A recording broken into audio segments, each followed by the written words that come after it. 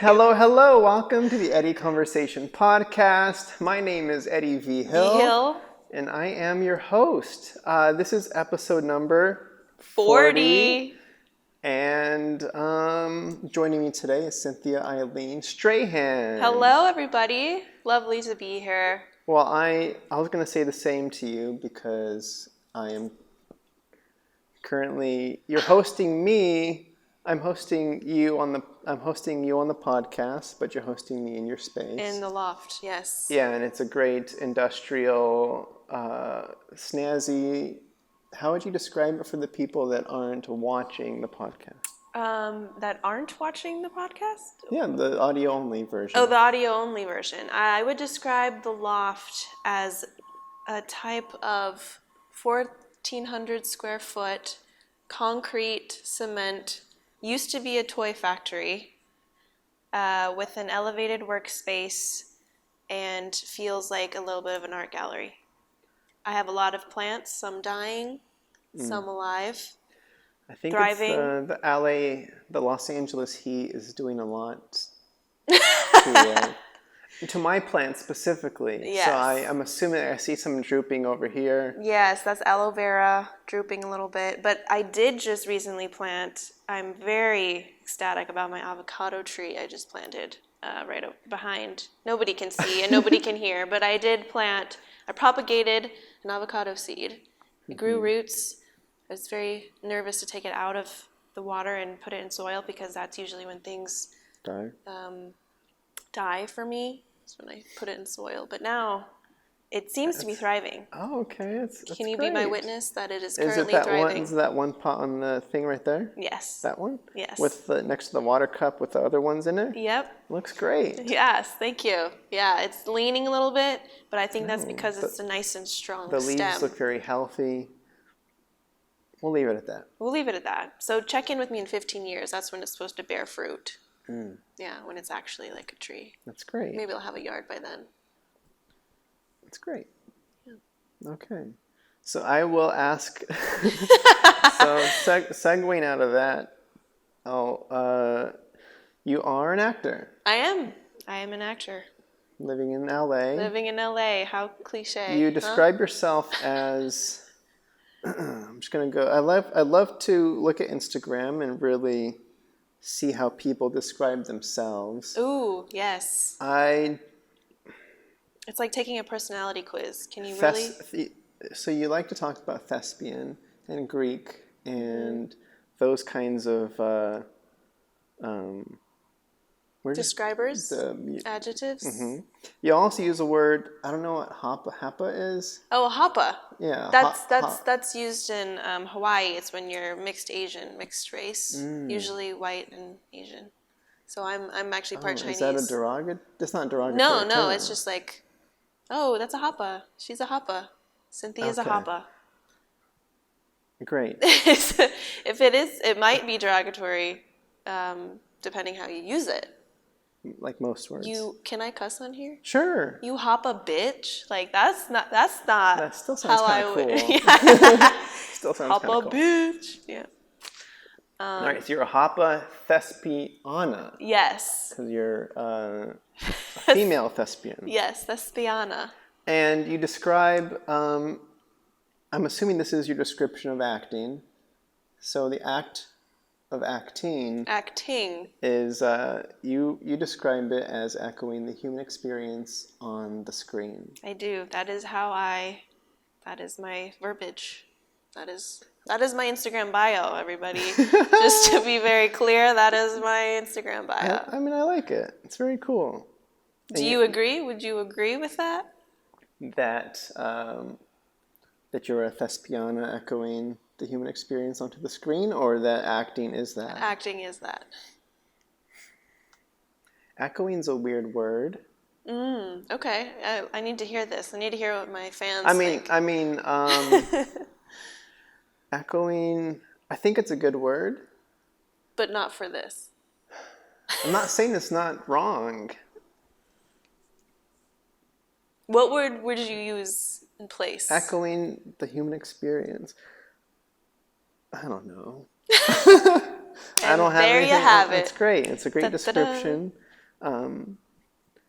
I guess maybe my issue with it potentially, if you're looking for notes, is that the act of echoing implies that it's not the genuine experience itself. Okay. So I'm assuming that when thy acts, you are trying to portray an actual human experience, not an echoed version of it.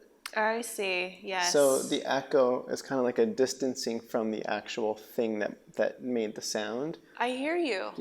So I'm a disingenuous actor. Case in point, disingenuous. No, but I actually do hear that. Maybe I'll go back to the Instagram, rework it in my head a little bit. I'm not liking the glasses. Sorry, He's taking his glasses off, everybody. He's not liking the glasses. I think they looked fine. They went well with your orange hat. Which actually says talker. Yes. I'll ask about that later. Cool. But feel free to bring it back up. For now, I want to jump into. Let's start. I want people to get to know Cynthia. Cyn for short. Cyn for short. Yeah, I like that. Wow. Actually, also Cindy. My friends from home call me Cindy, and nobody knows me as Cynthia back home. Does anybody know you as Cyn? People call you Cyn. They have to call me Cyn. Not as much as Cindy. They usually say Cindy. But Cyn is kind of a pseudonym that came from Cynthia before Cindy. Anyway. So would you prefer, I'll kind of leave it a little bit up to you. Would you prefer talking a little bit about the present self and where you are and what you're doing now and the newness of 2021 and how things are changing for you or not changing? Or we can go back and kind of lead people into this current moment. What feels better?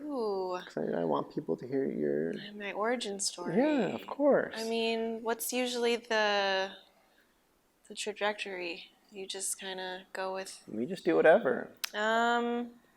Let's start. Let's start from the beginning. Okay. That sounds fun. All right. So I'll lead it in a little bit. Rumor has it. No, it's that you.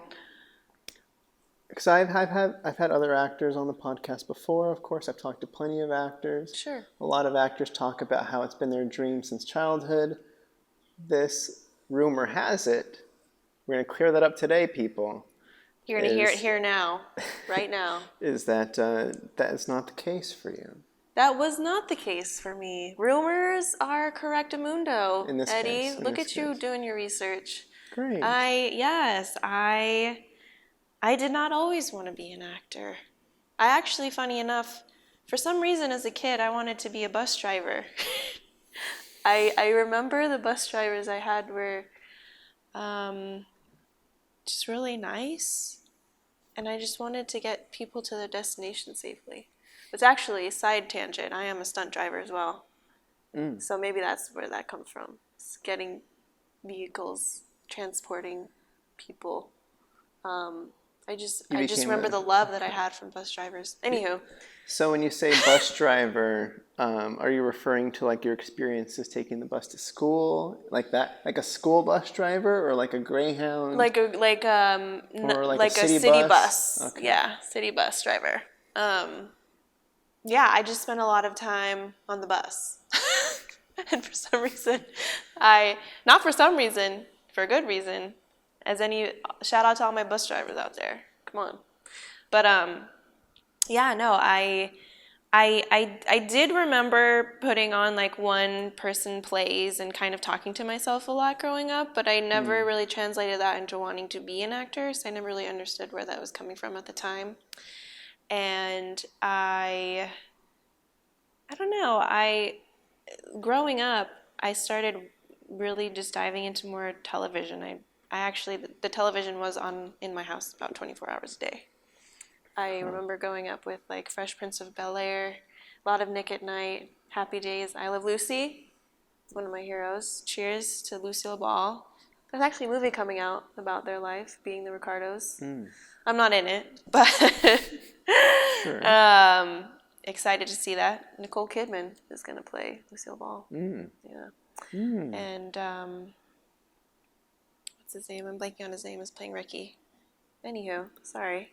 Lots of tangents here. Okay, so you talk about... Okay, you're kind of doing a little bit of implying that there are seeds of acting in the childhood. At the time, that wasn't the dream. The dream was being a bus. I'm sure. I'm assuming that changed at some point. But it did. There was a transmutation from bus driver to acting. But I also didn't really know if I had a dream. I honestly don't think I had a dream. Is that sad? No, I don't know. I think a lot of people do not know what they want to do. Yeah. I think that's a very common thing. What I was going to ask was, you talk about doing these one-person plays and not quite knowing what that was coming from. Actually, I do know where that came from. Okay. Now that I think about it. I grew up I have an older brother and an older sister, but they were kind of out of the house. And I was alone most of the time at home with my grandfather, who was mostly bedridden, and my mom was always working. So I was pretty much always playing by myself. I remember being bullied as a kid, and I always kind of wanted friends, but for some reason I was kind of not appealing enough to have people come over. I remember begging people to come over, but no one really wanted to come over to my house and be my friend. Yeah. And so I would just be by myself putting on these plays and such, or just characters and talking to myself. No regrets. I loved it. I mean, it sounds like you made valiant efforts. So I guess I would assume regrets could come in if you never tried to have friends come over. But then that's okay. I don't know. It's a very sad story. But it's at the same. I don't know. It's the way you tell it from that specific viewpoint. It sounds like it's coming from a sad place. It was actually, and I've gone through this whole identity crisis the past year or so. Just kind of because I really love being by myself. I'm an extremely independent person, and I eat at restaurants by myself. I go to the movies by myself, and I think that's where that kind of comes from. Is my childhood. Is I just was used to doing things by myself, and in no way is that necessarily a bad thing. But it kind of, is a blessing, I guess. I don't constantly need people around me. I actually sometimes don't like people around me. Sure. Sure, don't we all, right? 100%. But yeah, and I think accepting that as just who I am rather than looking at it as a bad thing has really helped me fulfill my little black hole that we all have inside of ourselves sometimes. What's your black hole? What's my black hole? Yeah. What's your black hole? The void of. You talk about. You talk about my own. I lost my train of thought. Remind me. So what's the question? Because I like questions too, but. Yeah, I feel like we all have parts of ourselves, we don't want to see. I like to call that our black hole.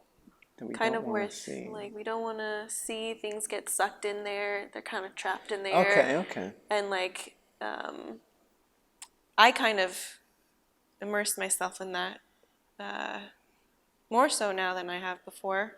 I also think acting helps, attribute to help me heal those parts when I find those characters. And so anyway, I think everyone has a black hole that they can... Yeah, okay. I imagine, because when I was growing up... please do tell. I moved around a lot as a kid. I know I spent, my first elementary school, it was first grade and then half of second grade. And then I finished second grade at another school, and then third, fourth, and fifth were another school. Sixth was another school. So my whole grade school was all right, plop, try to build the new relationships. We share this in common, actually. You moved a lot too? Yeah. Okay. Every group of elementary, middle, high school. Yeah. So I had this tactic that I would do. Ooh, tactics. And I don't know how it worked. I feel like it comes into directing as well too, where it's a little bit of like I would walk into a new classroom for the first time, and the teacher would be like, "This is Eddie. Everybody say hi to Eddie," and then all the eyes like come to you, and you're just Eddie. like, yeah, eyes down, whatever. Yeah. So I would scan the room, and I could just like feel energies, for lack of a better term. I'm like, all right, who in this room is gonna be my best friend? Wow. And I would just be like, that kid right there, sitting in that desk. Like I feel the vibe here already. Just the way he's sitting, just the way he's looking at me, or whatever the case is. And then that would kind of put this seed in my brain of like, that's the relationship I'm going to try to connect and build.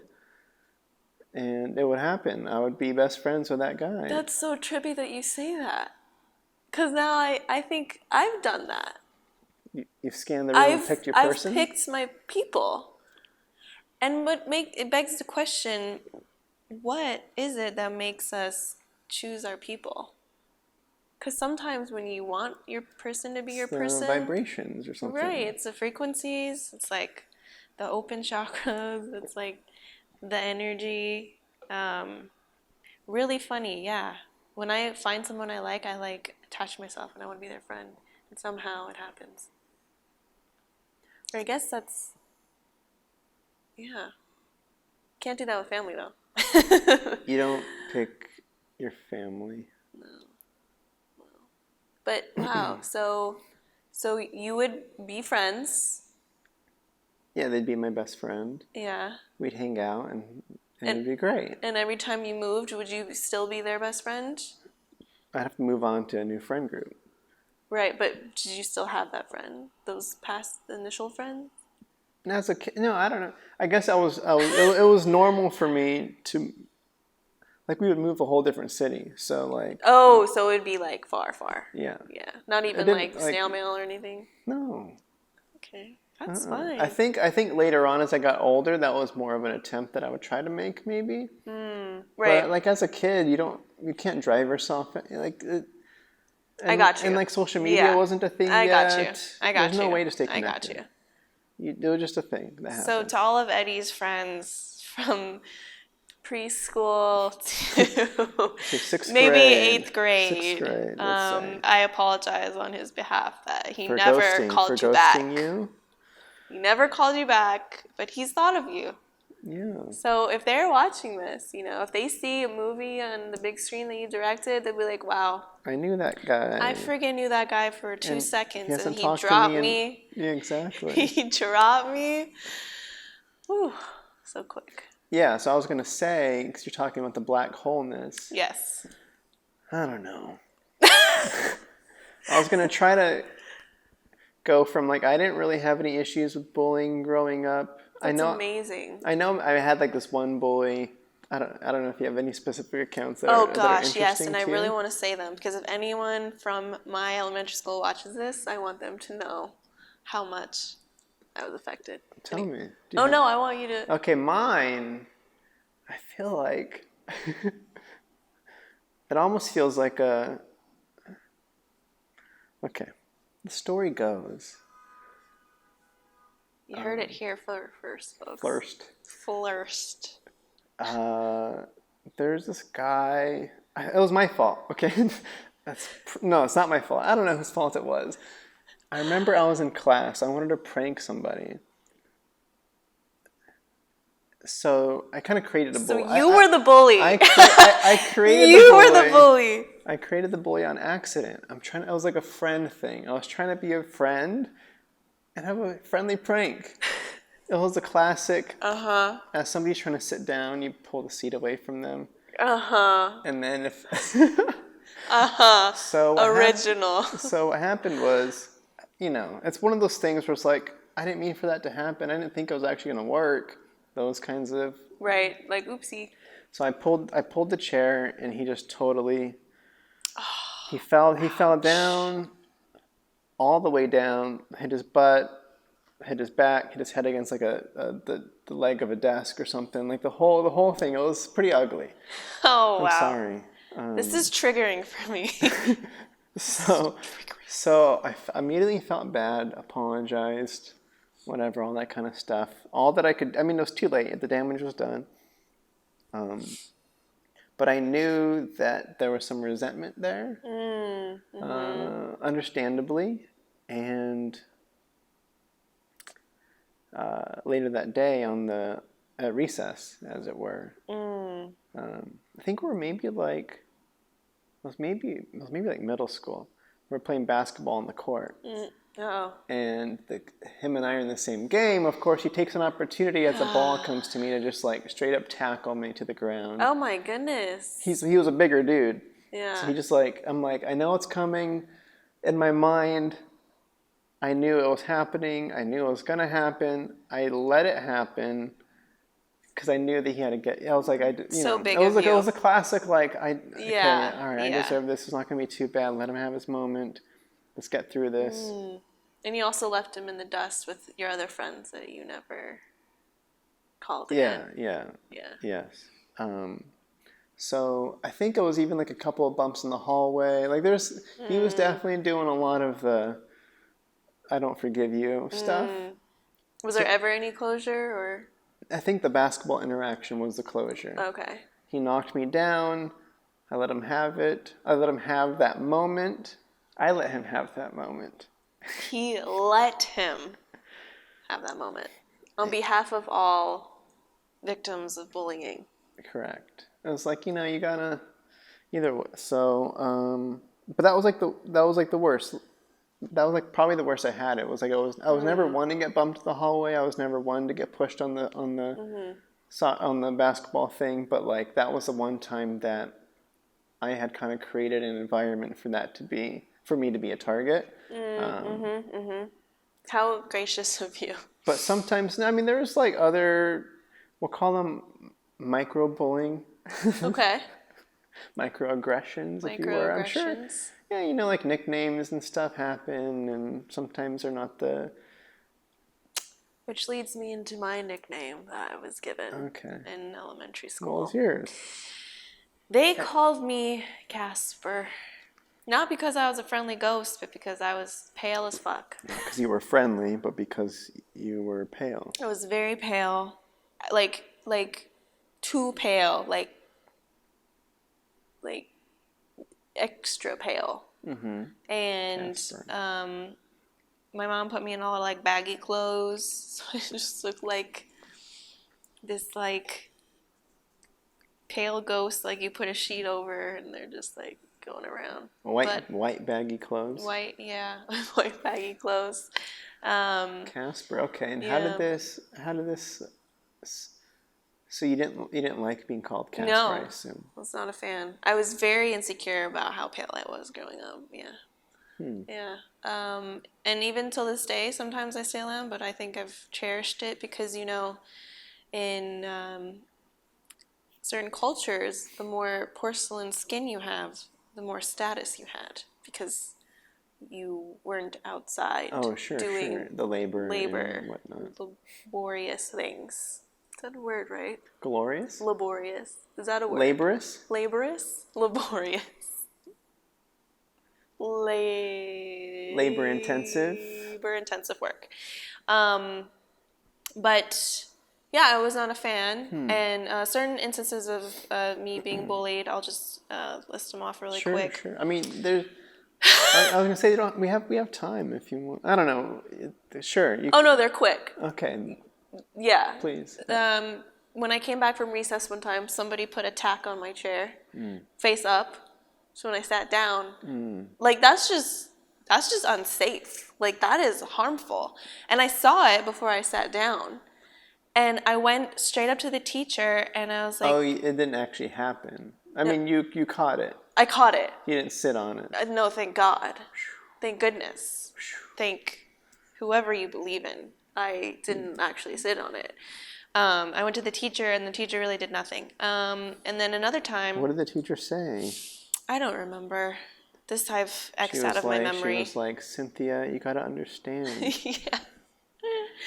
People, this happens in life sometimes. Boys will be boys. Sometimes a boy likes you. Why? That's a whole nother thing. Why men have to be mean to a girl to show that they like them. Let me just finish my bullying first. I got called up in front of class when I went on a snow trip with my dad and my brother, and I got a horrible sunburn. A snow trip, you said? Uh-huh. Okay. And who knew you had to wear sunscreen even when it's cloudy outside and you're in the snow? Yeah. You can still get sunburned. I didn't know that as a kid. Apparently my dad didn't either. Got super sunburned, and I got called to the front of class to set an example to wear sunscreen. Oh my, that's mean. The whole class. Yeah. It's fucking that's embarrassing. Bullying by the teacher. Yeah, that was Mrs. Mitchell. She's probably not with us anymore, but I got a list. No. And yeah, just certain instances like that, like little things here and there. So the attack, sunburn. I was going to say, since we're on the topic of bullying, and we'll hold off on the man topic, but there was a moment where I was called Rudolph. Oh, no. Sorry, I don't mean to laugh. Well, it was a specific time frame. I remember during the summer, in between middle school years, I think. It must have been middle school. I don't know when it was. It could have been. Regardless, me and my brother were in a bunk bed at the time. Mm-hmm. I have a younger brother. The best. Who had the top? I had the top. So the issue was, one night, I somehow fell out of the bed, off the top bunk, face first into the carpet, and had like the straight rug burn down my nose. So it's just like straight up, no, whatever. So it hadn't healed in time for school. Like I just had this whole scab at the top of my nose. No. So it's just like, when it did finally just, crust off, it's just straight, fresh skin, very red. Yeah. So for a long time, if I got cold, Rudolph. the red nose would just, Because you were, so yeah, I totally know what you mean. It's just fresh new skin. Very red, very, very sensitive. I don't know if it was sensitive. I get Asian glow still. So when I have scars, I have some scars on my face. And sometimes when I first got my scars from a car accident, when I would drink, they would just be bright, very bright. So I know exactly. Yeah, so there was Rudolph for that very specific duration. I was also called Robot for a little while too. Robot. For not having any emotion.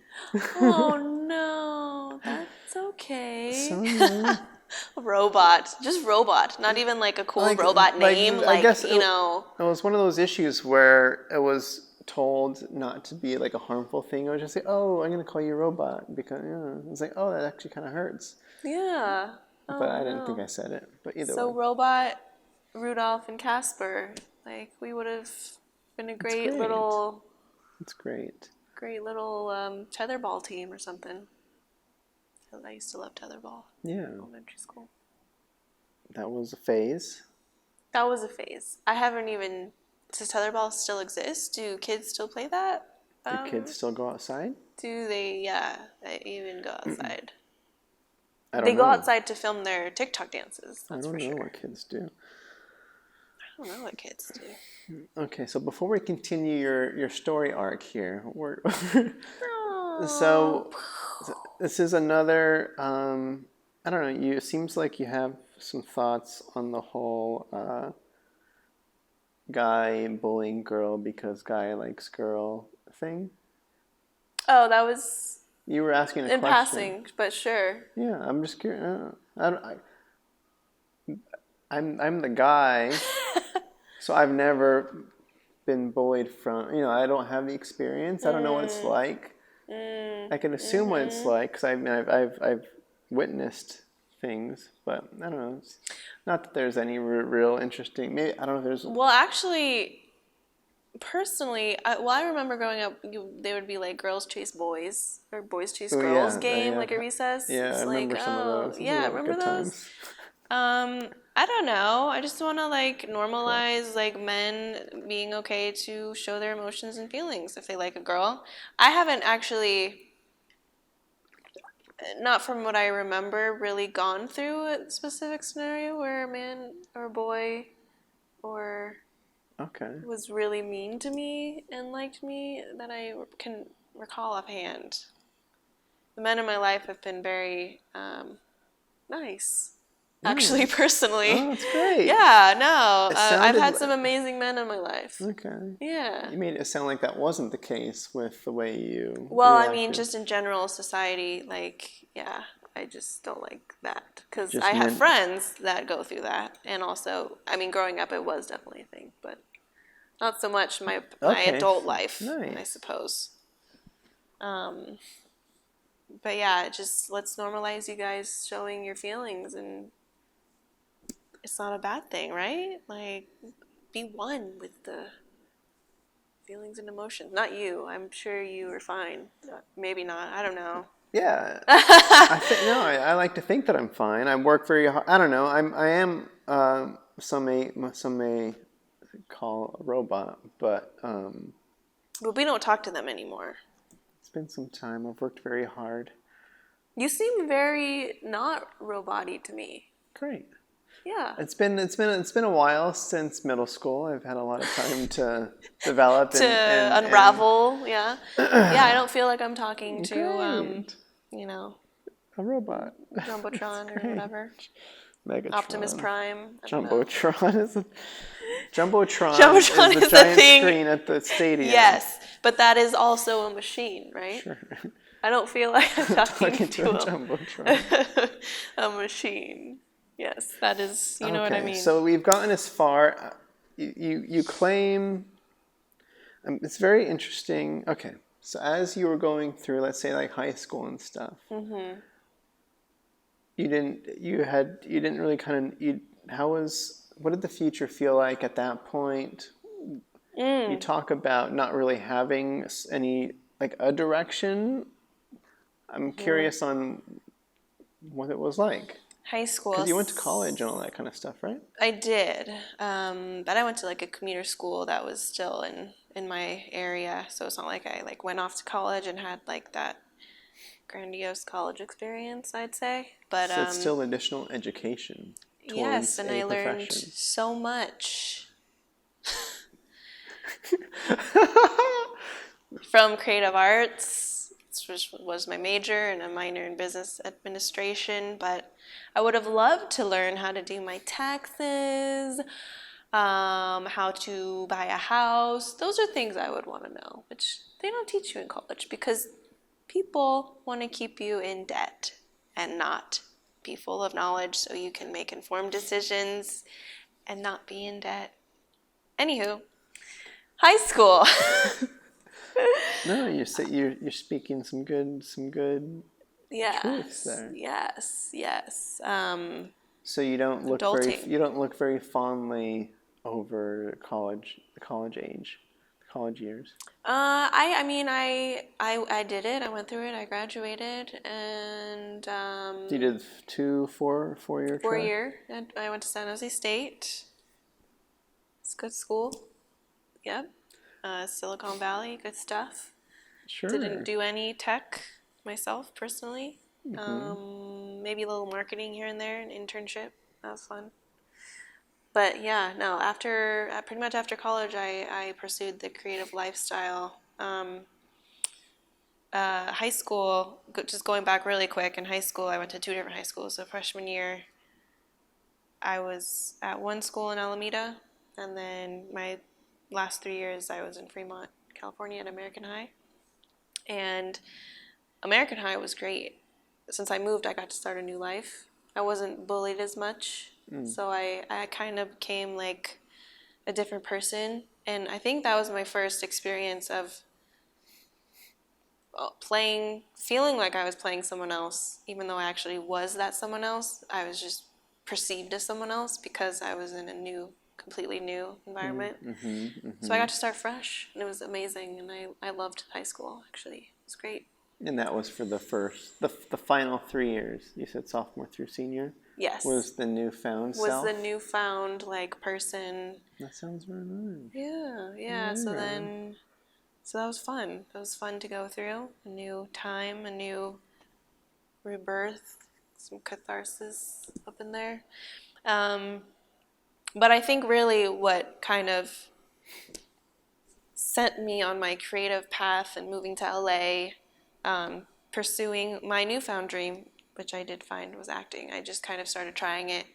I worked a full-time job in San Francisco at the Omni Hotel, and we're going to go on a new vibe here. Sure. I lost my very best friend, Grace Kim. Shout out to my girl, my angel, in a school shooting in 2012. And that is the moment that my life just... Yes. That is... took on a whole new meaning, a whole new perspective. Things started to make sense. Yes, because that was 20... When was that? April 2nd, 2012. 12. And that was at the college that you went to? No, actually we went to separate colleges. She was going to a small nursing school called Oikos University in Oakland, California.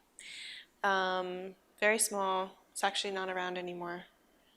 And her, along with 6 other people, passed away. And it was actually their classmate who was mad over tuition prices, speaking of college debt. He just stopped showing up for about 6 months, and he came back one day looking for the secretary of administration. She wasn't there that day, so he went into his old classroom and just told, shot it up? I mean, I could get detailed, but I don't know how sensitive, we'll keep it, But, it just kind of happened, and there were some survivors, thank goodness. But my friend was not one of them, sadly. Yeah, that's that is quite the life event. 100%. Quite the life that's event. Crazy. Yeah. And he, I understand from doing my research on you. Oh. Well, let me get my notes on you right here. No, or I guess in this specific moment that it's not like he was one of those school shooters that shot it up and then committed suicide. He was still around afterwards. This is what I said. Yeah. Oh, you said because of what I said. For a second, I always thought you were saying that to say that. But yeah, that's because of what I said. Yeah, I think so. Yeah. No, absolutely. I mean, yeah. In many school shootings, they are typically white males, and they commit suicide, which is what a fucking waste. Am I right? But yeah, what this gentleman, why did I call him gentleman? What this You're trying to be nice. Murderer did, I give people benefit of the doubt. Like, I do that a lot. So in general, I think that's a good trait. Yeah, but sure. Say what it is. This guy, he did his thing, and then he stole the car of one of the people that he killed, drove to Safeway, and kind of went crazy and admitted to the baggers and workers that he just killed a bunch of people. And then they called the police. Police came and they arrested him. And he was in a mental hospital for a while, and he was in jail. And just maybe 3-4 years ago, it came out that he died in prison for reasons unknown. Not sure if he killed himself, not sure if someone else killed him, not sure if he was in bad health. They won't say. But there was a moment in time, the past 8 years, that I wanted to go visit him in the mental hospital or in prison. I just wanted to look at him, you know? Like, I didn't really want to say anything. I don't think words would mean anything at that point, but I just kind of wanted to look him in the eyes. Wow, I'm going to cry. Yeah, No, I don't know why. I just had this innate feeling. I just want to look at the last person that looked at my best friend. Yeah, no, it makes sense to me. Because there's I gotta assume that there's probably some that there some assumption that there's not this realization in this guy's head of what he actually did. Like he doesn't really know what happened. Yeah, like or you what can't kind of damage he caused. Yeah, communicate with people like that. They think completely different. Like I think serial killers they just have a whole different chemical in their brain that is just off, and there's no grasping, understanding, or being able to rationalize through something like that with them, or yes. Thank you for hearing that and letting me share that vulnerable. She is just my angel and my inspiration, and the whole reason I'm here, and I feel like I'm living for two people, and I hear her laugh constantly. It was the most annoying laugh, if you can imagine. Very breathy laugh, Can you Okay, great. Yeah, like that. That is annoying. She was a smoker too, so then there's like some rasp in there. Yeah. That's I don't know if that's a exact, but it was around that. In that wheelhouse. In that wheelhouse, yeah. Okay. But so shout out, love you, girl. Thank you. All right. So what you said that event is what kind of spiraled. It's what sent you toward the you were already kind of touching into acting prior to that? I just started dabbling right before that, maybe a couple years. Word. Dabbling, not echoing, you guys, but dabbling is a good word. Yeah. Yeah. In San Francisco, there's like a great little market for the industry. There's some shows that film there. A lot of great, wonderful, like dope indie directors and producers, just a great group of people, and I was honored to start there. They never got notoriety really for it, but a lot of commercials come through there, and that was my first agent, so shout out to the Bay Area and all my filmmakers and all my peeps out there. Love you guys, my roots. Yeah, I hear good things about because we were talking a little bit off camera in the beginning, where I'm from, Reno. Yes.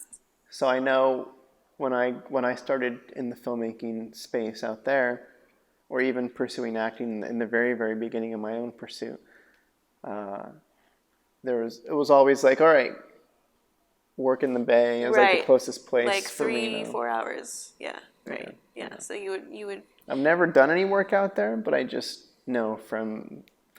Well, you should. Okay, yeah, I'm happy to. Sure. I don't know. There's not much like narrative stuff that goes on up there is the issue. Well, there is.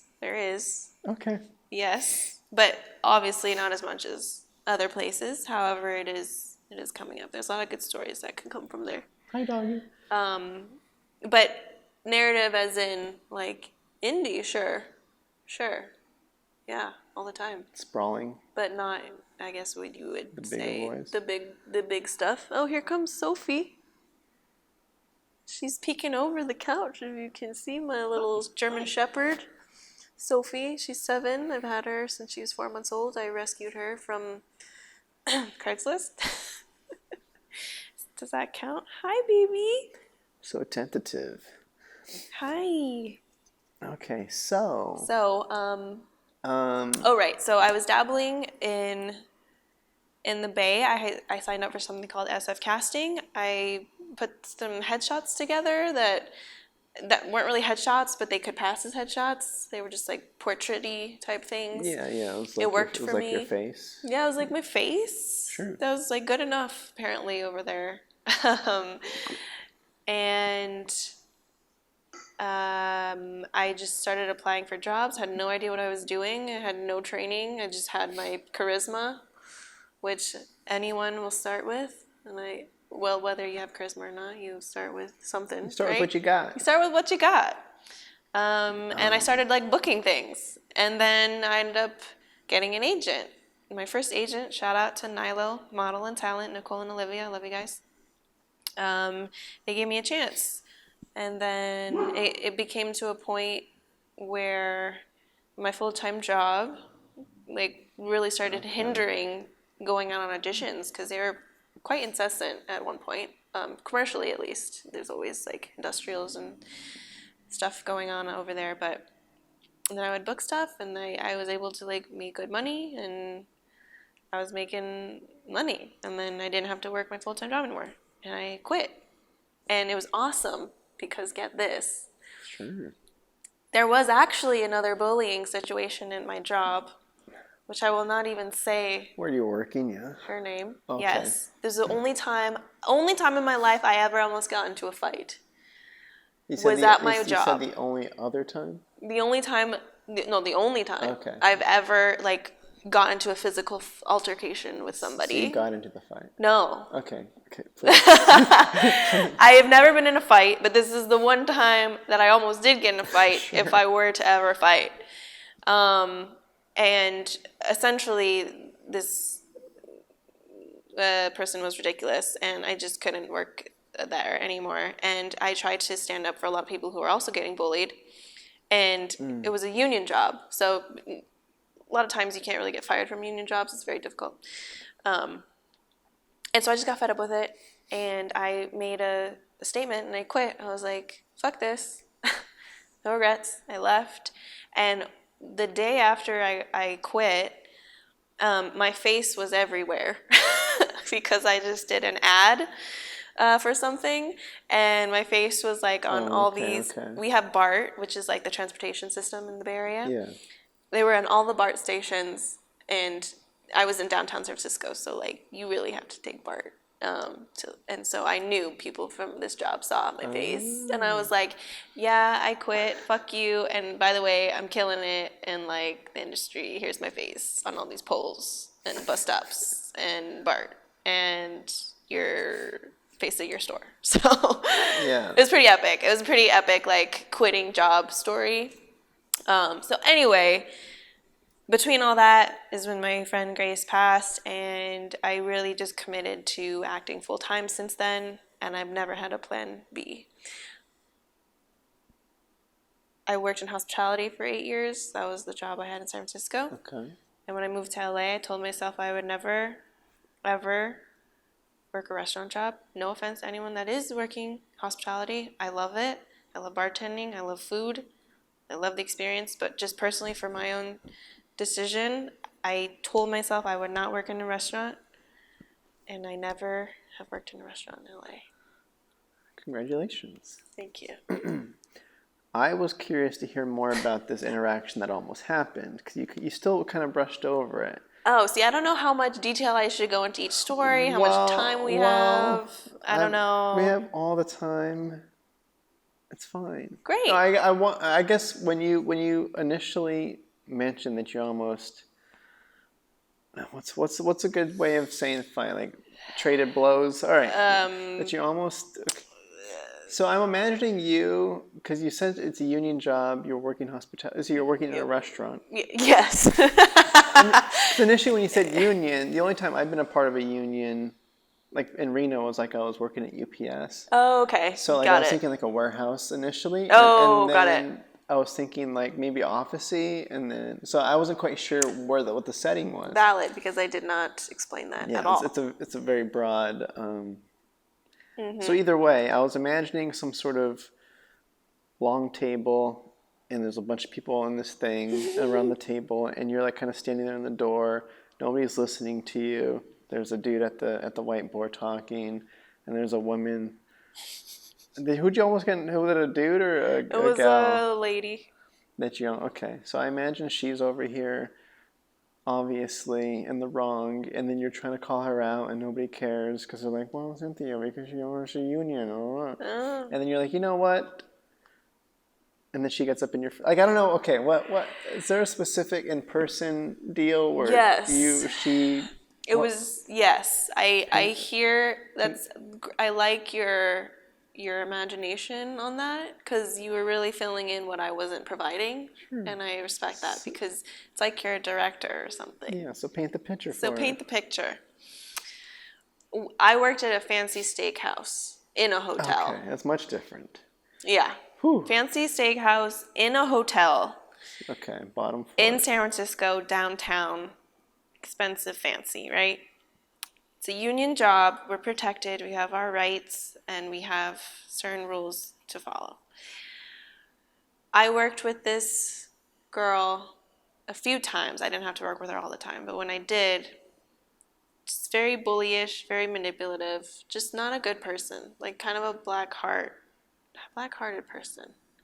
Not well. And I wish her well, to be honest. Sure. I hope that she's absolved her pain, from which I probably didn't understand what it was at that time, right? We still don't know. Maybe she's still a bitch. Who fucking knows? And you know what? I'm kind of mad that this is why. Like, I don't want to give her this much time on this podcast. Sorry, I just thought. But it's fine. You asked it. I wasn't gonna do it, but you asked, so I will answer it. Just long story short, but it is a good story, because it is my first almost fight. So it just got to a point. Things have been bubbling for maybe a couple months now.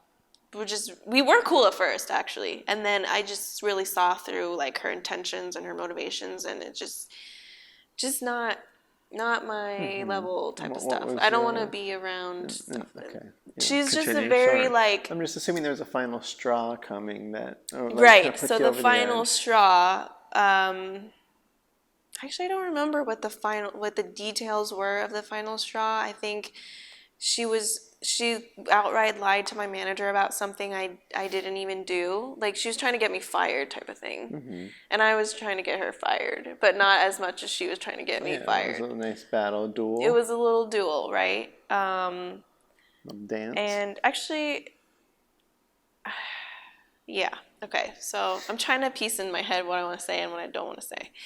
But I'm trying to get you out of this quicker, Yeah, I'm just sorry. I keep saying long story short, and it just keeps getting longer.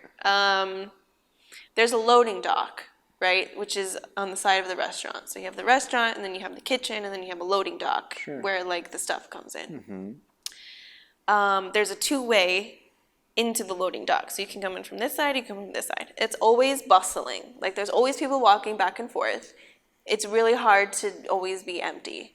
But ironically, we got into a slight altercation in the kitchen, and I was like, I left to the dock because I was like, somebody's gonna see this and see what's happening and what she's doing to me. And of course, nobody was on the dock when I went out there. So she follows me. She's like yelling into my ear about I don't know what. I go out. I'm waiting. I'm just waiting for somebody, a manager, anybody, to just see what she's doing.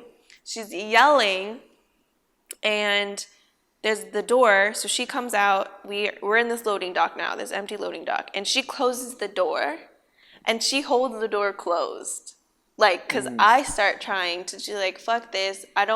We don't need to do this right now. This is such a waste of energy.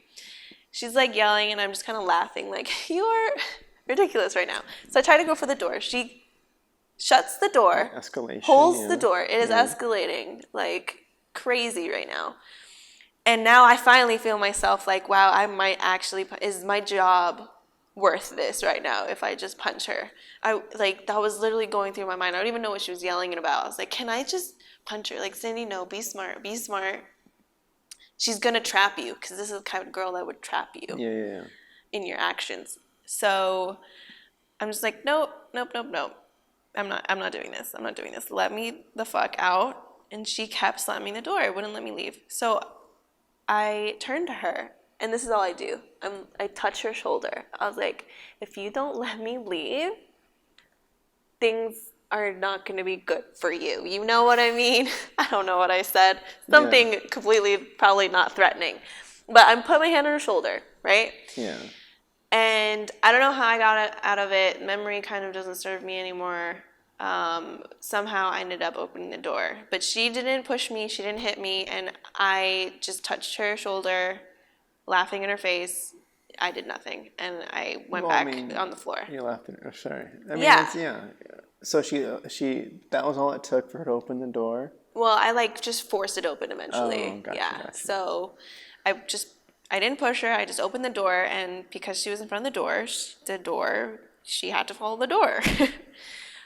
And then, as it ends, we both didn't get suspended. Nothing happened to us, but there was cameras, and I was like, yes, this is finally it. Like, she's finally gonna get fired. They still didn't fire her, and we just got a write-up for the both of us. Like, okay, seems to be what happened, but because Cindy touched so-and-so, you're the one that got physical. I'm the one that got physical. And that blew my mind.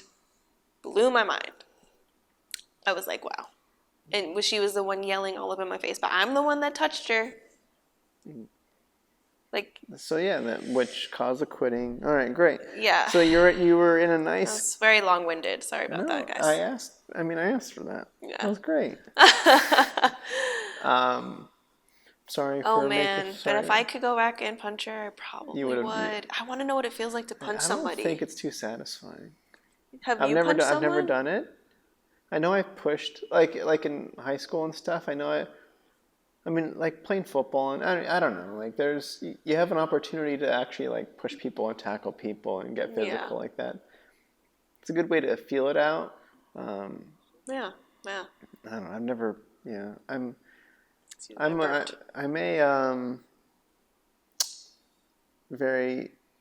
a big diffuser of conflict. Amazing. Like, so I don't normally get caught up in, which sounds like you're typically like that as well, which is why it's a rarity that it even got that far. Exactly. Very extremely rare. Whew. Very extremely. Great. But maybe one day I will get to punch someone. So then you were killing it. So then I was killing it. I was on this stride. I was just blowing up the game. I was feeling good. So at that time, you technically weren't 100% into the acting specific. Did you commercial work and model and act? Yes. Okay. Mm-hmm. Yeah, I think I did my first film probably short. Voice work too? I don't know if that's also not as much of the voice work. I'm trying to work on that. Yeah. I'm really trying to work on voiceover. I just know they're each individual lanes to just travel down. Yes. It takes like full, so. Yeah, I think primarily it was commercial, and then secondary was like film, TV, obviously. Trying to do the TV, but there's not a lot of TV in San Francisco. Mm-hmm. And then modeling did happen here and there, but that was just like a bonus. Okay. But that's not the goal. Modeling, Sure. I guess what I was trying to get to was that for a while you were pursuing acting plus and also working the full-time job. So you were in parallel growing this side while you had the steady income and whatsoever that way. And then at a certain point you were able to leave that and you're on the buses and then how did you know it was time to jump from San Fran Bay life since you were killing it, had your contacts up there, jump into to LA? Like, how did that happen? I kind of decided within like a month I was gonna go. Like, I had been thinking about it. I also was in a 10-year relationship off and on. Congrats. So, thank you. So that was from literally 2008, right when I graduated high school. I was in a relationship until 2018-ish. Sure. Off and on, yeah. It's a long time. That's 10 years, right? It's a long time. 10 years. 8 to 8, yeah. Yeah. So 8 to 18. I had this amazing support system, completely supportive of what I've done. He was also good friends with Grace. Like, we all knew each other. We even lived together. But I think there was just a point where I felt like I don't want to say conquered the Bay, like, because can you ever really conquer anything? But I think I got to a point where I wanted just new horizons. I wanted something different. I wanted a new environment. I had always lived in the Bay Area.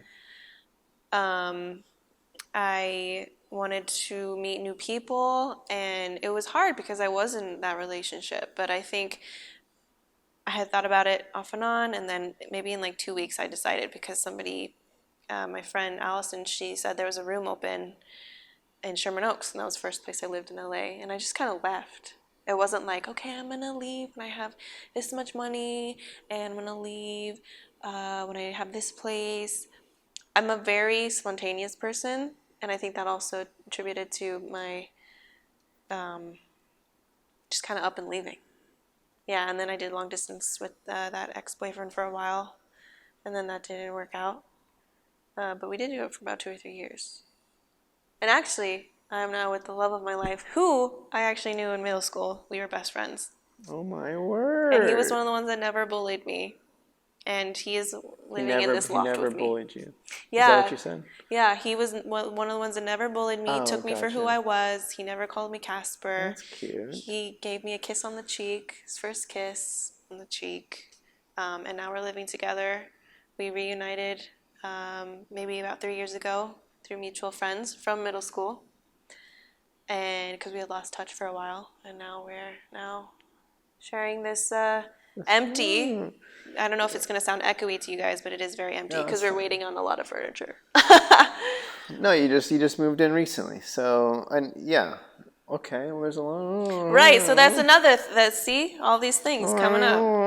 I just had to throw that in there, but basically, when I moved to LA, I did know some people because I knew people that had made the move from the Bay to LA as well. I had a little bit of a support system. I didn't really know the neighborhoods or anything. I just kind of wanted to go. I just had this hunger, and I think part of that hunger came from, losing grace and just kind of living life and biting it and kind of chasing the opportunities that just kind of arose within itself. Not saying no, being open-minded, scary, but I'm glad I did it. I'm so glad I'm here. Yeah, plus that brought me to you, Eddie. Brought me to you in this moment and where we are now in the universe. Like, how crazy is it that we're in the universe, like our paths crossed at the same time in this universe, in this planet? It is. There are a lot of people out in that exist in this world. A few, yeah. In this city alone. So yeah, odds are, it's very interesting. It is what very, are the odds? Here Here we are. Are you a believer in everything happens for a reason? Does spontaneity keep you like to go with the flow? I don't read into it, and that was cool. Yeah, getting older is kind of changing my view because I think I'm getting tired. Does that make sense? You're getting tired. I'm getting tired. You've never been tired before? No, I'm finally getting tired a little bit. But not tired of doing what I love, just kind of less.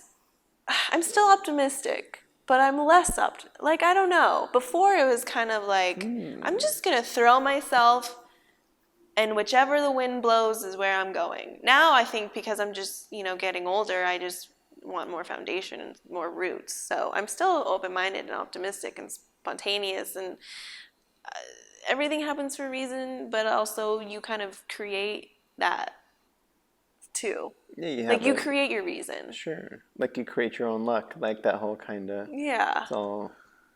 It's like, I kind of go back and forth on that, but I do believe you create your own kind of, your energy is just going to match with energy the universe is going to give you, your frequency and such like that. So I am a big believer in keeping a high frequency. So I get that, like, what, we always ask the universe for stuff, but I'm like, what can I give you, universe? I kind of wake up thinking that. That's very nice. Yeah. It's very positive. Because it's all a cycle. It's cyclical, and it's, I don't know, it's, I don't want to just take. I want to give. You know? Because then I'll just get that back. Sure. Well, see how that works? Sure. So, sure. That kind of a little bit undermines everything. I just want to give, but I know I'm going to get rewarded later for that. It's a little, but yeah, I mean, as long as it's genuine giving, that's all that, you know. No, of course. You know, I'm just kidding. Yes. I hope everyone knows that was a joke. It's a half joke. Well, our jokes kind of all half get serious. Yeah, a little bit. Sure. Yeah. Okay. Let's burn some incense. So you mentioned, I wanted to ask about the, you talk about, I don't know how you phrase it. You said less optimistic. Did you? More realistic. More realistic is my less optimistic. What does that mean? What have you become more real? Like, what are you talking about? Like, oh my gosh, I'm going to be the next Brie Larson getting the Captain Marvel role. Like, is that like a realistic thing that's been knocked off the table? Like, is that the kind of thing you're talking about? Good question. I think it just, in general, I'm starting to, you caught me. It's a good question. I think what it is now that I'm in, how do I word this? This loft. Now that I'm in this loft, you guys. Things are different. Things are different now. I can't follow my dreams anymore. Oh no. No. I think literally just getting older, like things just get put more into perspective. Before, you know, as a kid, I'm just like, I can do anything, and you still can do anything and everything. But I think now that part of it is that I'm in a solid relationship, and I have to think about somebody else now. Like before, I could just live off macaroni and cheese, and like... You were in a solid relationship before, too. I was, but I just had a different mindset back then. Yeah, it's different. Yeah, I get that. Now it's like, you're getting older, like, okay, I don't like having to choose between a career and kids or anything. I think you can absolutely do both, and I think actually having kids makes you even a better actor at times. But I'm not saying you have to choose. I'm just saying, like, thinking of someone else, I want to be able to provide, and I want to make sure that I can still be the artist that I am, truly and wholeheartedly, and that's hard sometimes when you have to think about another person, I guess. So I'm not saying I can't be the next Captain Marvel, like Brie, but I'm just saying that maybe now there's a possibility I won't have that. There's a possibility, like I'm just fathoming, is that a word? Fathoming? I'm just fathoming, that's a word now. Yes. That maybe there's a possibility I can't be that. But before I was like, oh, I'll be, you know. Yeah, you could, yeah. I think I'm just more realistic, you know? How does that play in the day-to-day? Does that change? Because being that you're the spontaneity that you described before, are you a planner type? I know it's difficult to plan in this industry in general with like, all right, in 6 months I'm going to land this kind of role, and this year I'm going to land this kind of role. You can't really plan specifics like that. Right. But I also know that you self-produce on occasion and do your own kind of stuff like that. Some projects, yeah, here and there. So how does that play into... So I am becoming more of a planner. I think, yes. Before, now I just kind of threw things into the wind, like I said. Like finances, yourself. I would find a way to make things work. But now I just need to be smarter about things, the way I do things. Not to say that I'm giving up or anything, just more tactful in my in my trajectory. Yeah, so, there's a specific word that I'm expecting you to say that I'm not even coming to my mind, but it's just like that purposeful, like there's actually an aim to what you're doing versus right. spaghetti. I mean, well, it always was like, spaghetti. Be like The best. The best. Sorry. No, Continue. not be the best. I'll stop interrupting. Go on. Be the best. The only competition is yourself and who you were yesterday. Sure. Okay, we're done here. And scene. That's the end. 100%. No, right. Okay. Yeah, I am. I have set. Yeah, I mean, I have goals. If I could be like series regular on a TV show or in a movie. Right now the goal is mostly series regular on a TV show. I would love to play, I really like Elizabeth Moss in Handmaid's Tale. Oh my. Yeah, I like those type of roles, like dark and dirty. But conversely, I also love Issa Rae in Insecure, like that kind of. I haven't seen that one. Who are you? I've only seen one episode of Handmaid's Tale. Oh, so you've seen neither of these I read shows. the book though. Oh, how's the book? It's much better than the episode I watched. Which episode did you watch? The first episode. The pilot. Okay. But I do want to read the book. Because you strike me as, like, you present yourself, let's just say, through our interactions, like on Instagram and stuff, as, like, very quirky and comedic. And right. So then when you say Handmaid's Tale, I'm like, huh? Yeah, well, yeah. Because I think that. we have two very extreme sides to ourselves. So I think maybe what I am is I want to play something that I'm not. Like, I want to dive into that, kind of darkness, like, because I don't want to be the quirky me, I guess. But yeah, I mean, if I were to do like a Broad City or a Pen 15, like, I would thrive. Like, that's amazing Which stuff. is a little bit too easy for you, is what you're... Not too easy. I think I love constantly exploring the different sides of myself, and there is a few roles that I played where I am like a darker character, and I like to explore that. But yeah, I think if we're talking typecasts, definitely the awkward, quirky, kind of fun-loving, lighthearted. Yeah. Which is for sure. Yeah. Okay. Yeah, but I guess I start in my forte, which is that, and then I can turn into something else when I'm successful with that quirkiness initially. That quirky character. I know what you're saying. Yeah, that sounds like I can explore that role later. Oh, sorry. Ow! Sorry. That sounds like the traditional act. Yeah, like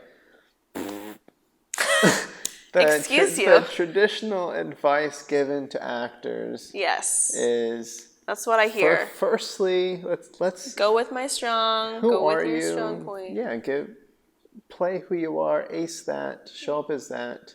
Yeah. And then from there, branch out and whatever. Yeah, like, I mean, if I could play like a Uma Thurman type Kill Bill character, or like Daenerys Targaryen, like, I totally fuck with that. Yeah, 100%. Yeah. Which is very just strong. Doing hand gestures. I would even play like, man roles, when you ask like what character would you play, women always say like women characters, but I feel like if I wanted to You've played a man character before, no? For some reason, I feel like I watched like a reel or something where you had a mustache, but I don't know. Did I imagine? Is that not real? That might have been my Inigo Montoya impression. I have no idea. From Princess Bride. I have no idea. You killed my father. Prepare to die. I don't know if that's what you saw, but... No, but I mean, like, like when you're asked the question, if you could be any role on TV or movie, females usually females, but what if I want to be like, Like Walter White or something? Like Walter White, yeah. That'd be cool. I would Jesse Pinkman. love to be Walter White, Jesse Pinkman. Jon Snow, come on. Yeah. Jon Snow. Ugh. Right, you don't want to be Jon Snow. Okay. So, before I continue on with more questions, I'll open up the floor. Did you have any? Did just in case? Just in case. I don't want to steamroll with jumping into the next few topics that I have, unless if there's something that you wanted to bring up or any other topics that you were.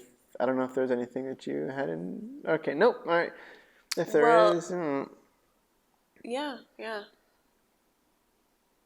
Actually, I would be, if I was a male character, I would be Hans Lambda in Glorious Bastards. Hans Lambda. That's his name? Who plays him right now, currently? The one that says, Shoshana! I forgot his name. I've only seen it like once. What's his name? Is that, oh man, why am I blanking on his name? Is that the guy from The Office? Or is it, the guy in the first scene that has the milk. He's drinking the milk. Okay, yeah, What's that actor's name? I forget. Dang. He's kind of disappeared a little bit. Do you guys know? Tell me. Based on that very obscure description, do you know who we're talking about? The guy with the milk. The milk. I can look it up. He's throughout the whole movie. All right, I'll look it up. I'm going to ask you a question. Yes. So this, can we talk about La Artista Productions? Can you talk to me about that? Is that still a thing? Is that a thing? Briefly, yeah. So Are you looking it up? I was going to look it up so you can talk. But. My very best friend and creative partner, creative wife, that I made in Los Angeles. We met on a commercial set. Kayla Pantaleon. Shout out, girl. This is actually, she started La Artista Productions, and I am merely co-founder. Mm-hmm. But this is from her brain. Sure. And she is from the Dominican Republic, and her grandmother used to call her La Artista. La Artista. Her grandmother, God rest her soul, is up there watching over us. She's probably hanging out with my friend Grace. And yeah, we have no money. So we haven't produced much of anything except a few of our silly projects. But if anyone wants to invest in the La Artista Productions. So what is the, aside from being owned by or like operated by you two, is there a specific, what's like the businessy thing that people ask? Is like, what's the mission? The mission statement. Is statement. there a specific, I feel like there is. Yes. I don't know if there is. Yeah, no, I mean, we just want to emphasize the voices of the minorities, the underprivileged, the people that don't really have access to be able to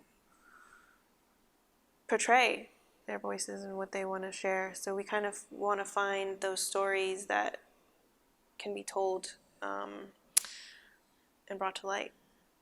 Gotcha. Does that?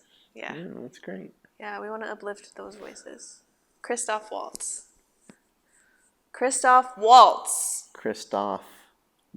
Hans Landa. Landa, not Lambda. Brad Pitt plays Lieutenant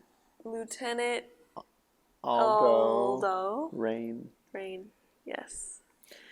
Either way, you'd play Christoph Waltz. I don't know. I would play Christoph Waltz. I don't know. I don't see it. But well, are we talking about like character-wise or just looks-wise? I'm talking about like the age of the character. Like it's kind of emphasized that there's a lot of experience on the battlefield and you've seen a lot of things. Whereas it's mostly the age thing.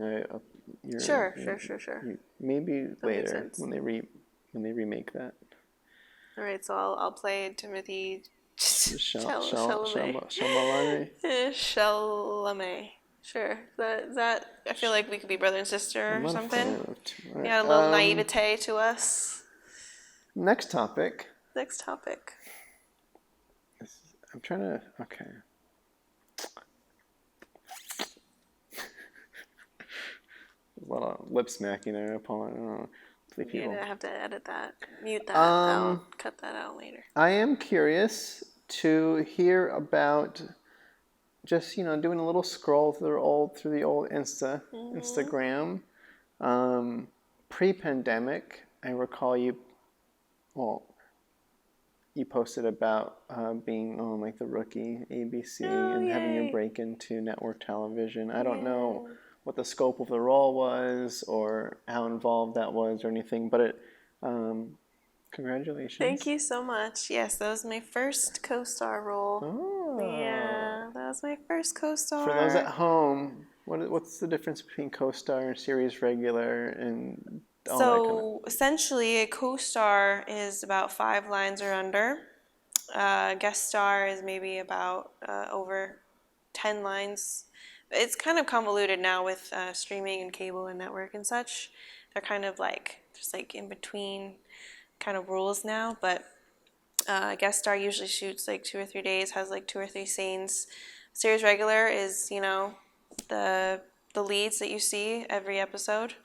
And so getting your first co-star is kind of on network television is a big deal to an aspiring actor, I feel like, because that's your first network credit. And even though if it's a waitress saying, hey, here's your fish and chips.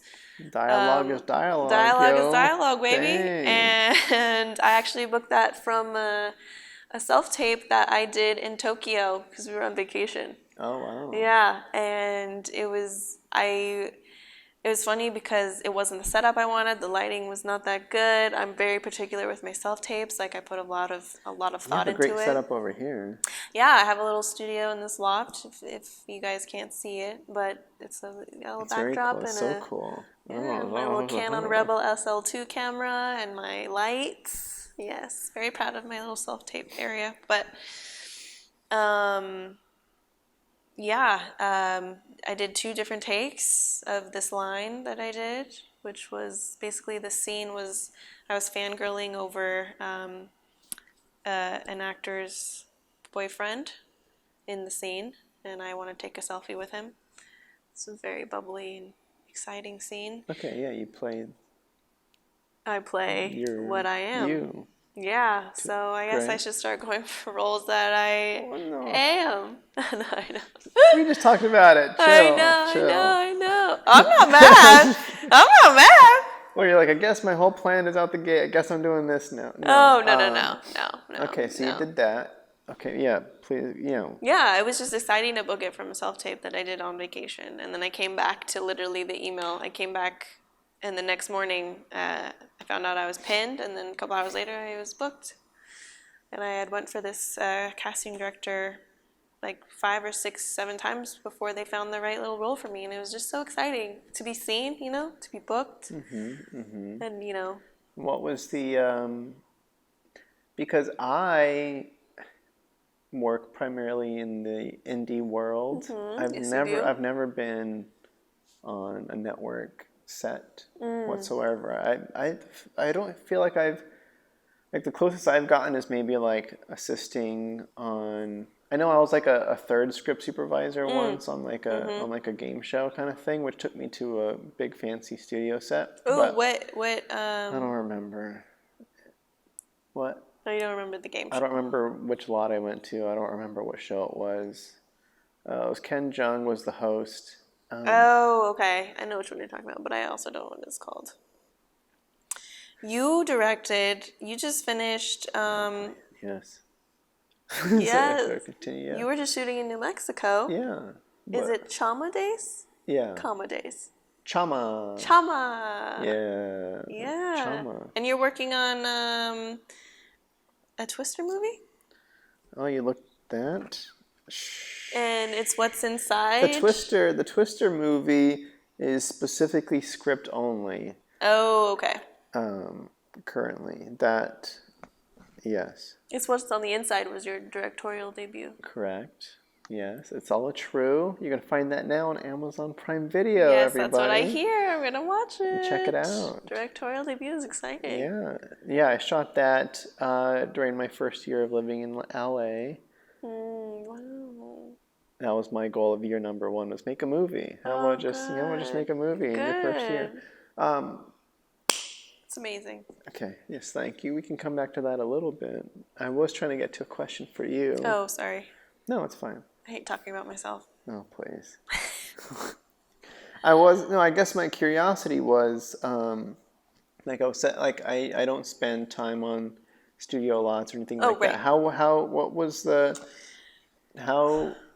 Was it any different from stuff you've done like in San? What was the? What was it like? What was the vibe? So I was. Please, Go ahead. I was going to elaborate. What I'm curious about is like interactions with director, interactions with like leading up to landing on set, how it is with the other actors in this environment that's already pre-established, like all that kind of a little bit more of that technical stuff of communication styles. Great question. So to be quite honest, it might be a little anticlimactic.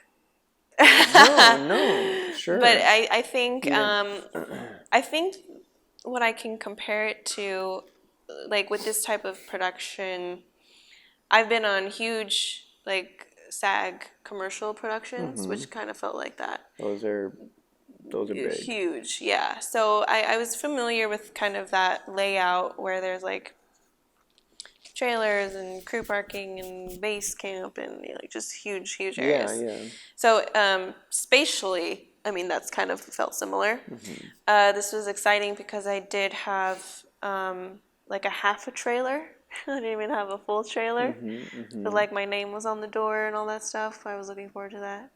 But besides the aesthetic stuff, which let me answer your question. It was very quick. I think I was on set for maybe 4 hours. Okay. Yeah. I was worried you were going to say half an hour. No. 4 hours. Yeah, 4 hours. I mean, from like getting there to leaving.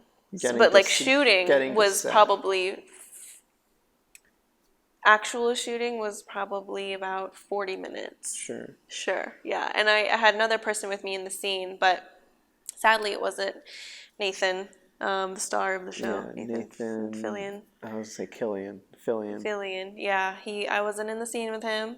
Didn't see him, but I did see the other actors and actresses. Is there a differentiation anymore between actors and actresses? I asked the question on occasion. Nah. Yeah. You can say, you don't have to say it. But yeah, they were super nice. They were so nice. Chi Yoon Chung, she was an amazing director. However, she didn't really direct us because I just didn't. The scene was so fast, and we kind of just killed it the first couple takes, to be honest. So you interacted with a director, but you got no direction? Or you just witnessed from a distance, you're like, oh my gosh, that's an amazing director? Oh, well, I talked to her after the scene. She just basically said that she really liked what we did. We just kind of played with the scene. But yeah, while we were filming the scene, she didn't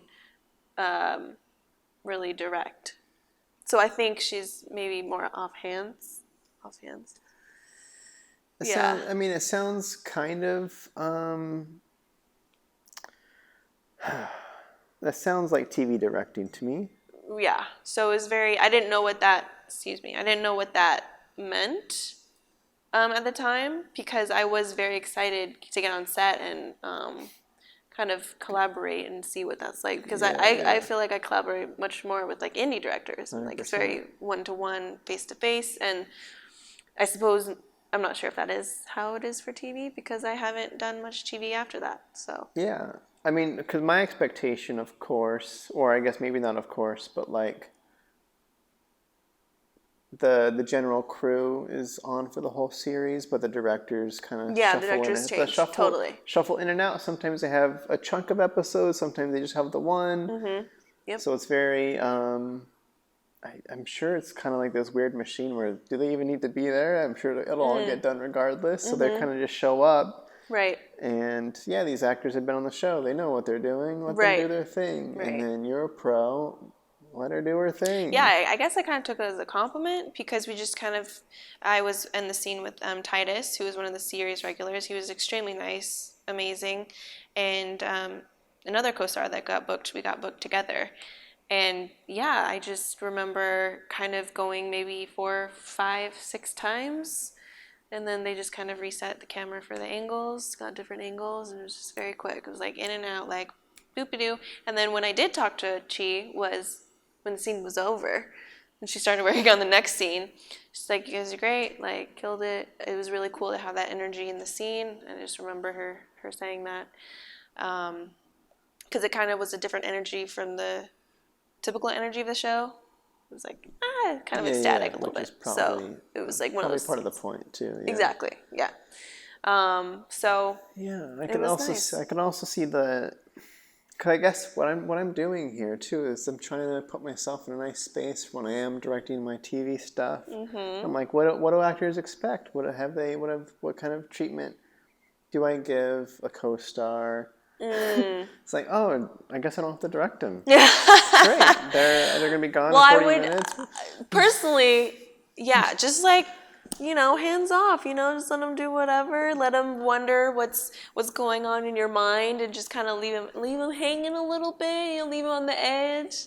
Yeah. No, I mean, personally, I would love to get, some feedback and try the scenes, different times. For sure. But it was kind of cool, too, because you just kind of got to play, which not as if you couldn't play if you were getting direction, but it was kind of I put a lot of pressure on myself because this was my first network credits. Yeah, you showed up with some ideas. I showed up with some ideas and like a full plate of just, oh, maybe she's gonna say to do this or maybe she's gonna say to do that. So just be completely prepared because what you hear is essentially when you get hired on set, they just want to know that you can be on a set and you can be trustworthy and know what's up and know the jargon and know how to act and maybe have some talent in there. Sure. But when you're thrown into that kind of fast-paced environment, you know what to do and you can be trusted in that environment. And you got to be ready. I definitely showed that I could do it. So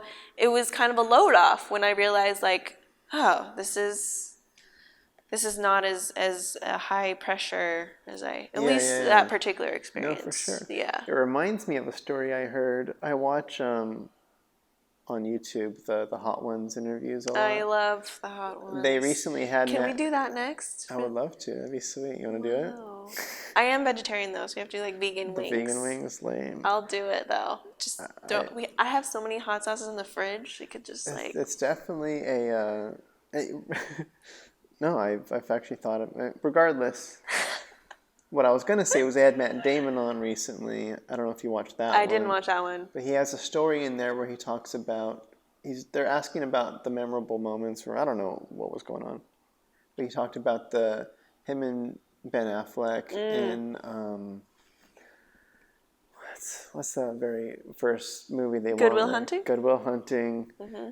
He was like, there was a huge scene for Ben Affleck coming up, and because they had written it 8 years ahead of time or 5 years ahead. It was a big build-up.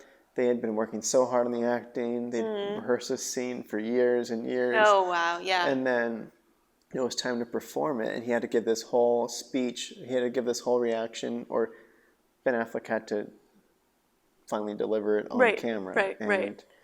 In 20 minutes, the moment's over, and he's like, I waited years for this. Yes. And that was it. It's done. It's gone. All right. Because the director said we're moving on after the first take, and Ben Affleck was like, "Oh, the first take." And Ben Affleck was like, "No." Or actually, could I just do it again? Yeah, Because it's been, like I said, a lot of build-up. So let him do it a second time, or maybe 3 takes or whatever. But the director was happy after the first.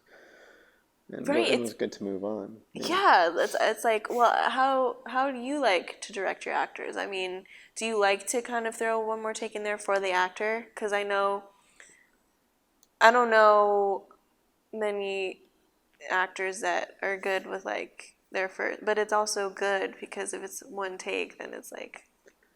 Well, I'm a big fan of like the Clint Eastwood approach. I would love to be working at that level. I feel like I'm very mindful of people's time too. Like I've AD'd projects and I've AD'd features and stuff like that. So I'm not a big fan of hearing about the 14, 16-hour shooting days. Like that's not something I do.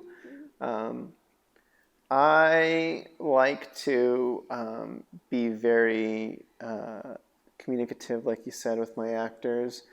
Sometimes an actor wants to try different variation, and I appreciate the speaking up about, hey, can we try it this way? Or like pitching the ideas to me, can we try it this way? What about this? So you're there for that. You're 100%. Yeah, nice. Like I know on the Trauma Days one that you brought up, that one we had in the very early stages of talking about shooting it, we were bouncing the idea off of going in with just an outline and improvising through the whole movie. And I've never done that before, and it was very scary. And we decided to write a script for it and didn't do it traditionally. But I had actors who were ready for that sort of model. Sure. So we were able to play around within the framework that we had built, which it gave me more confidence to know that we had a direction and know this is because I have kind of like a specific humor that I like to aim for. So at least having some groundwork for the weird stuff that goes down, and I don't know. Sure. It's like a organized chaos a little bit. Yeah, a little. Yeah. Where I know I was big on almost like the moving on after one take on that one too. It was like, great, you did that. Loved it, perfect. I trust you and your work. So instead of moving on, how about we just do another take? What do you want to try? Or let's try this. What about this? Do this instead. So I like to play around like that. Yeah, I think personally I like giving the director options. So, but if a director knows what he wants and he's seen it and it's happened. For sure. But yes. Excuse me? Bullshit? Okay. You said when a director knows what he wants, and then I said or she. She. Oh, you said bullshit. No, or she. Yes. Thank you for correcting me on that. When a director knows what they want, she, he, they, them, everybody. When a director knows what they want. Yeah. I mean. Yeah. Then that's what it is. But I always like that extra opportunity, I guess, because we do spend as actors so much time on the character and like can see them in different kind of ways. But obviously, only one makes the edit. So, who's one of your favorite directors?